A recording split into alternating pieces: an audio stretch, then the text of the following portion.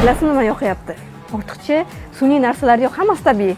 Ha, mana shu holatda ustiga quyib yubordik. Iltimos 5 minut ovoz bermay turinglar. Oshpazimiz tezlashib ketdilar. Kayfiyatlari haqiqatan ham ko'tarilgan ko'rinadi. Qizil gul ochilib berdi nishona. Yo'q, повтор. Qalish ko'p повтор. Toshkentda shunday kelinni Shunaqa deb qo'yaverasiz. Mana shu yerda nima bor deb o'ylaysiz? Dadam, muz qaymoq. Atrofingiz hamisha sodiq do'stlarga to'la bo'lsin, hayotingiz holvadek shirin bo'lsin.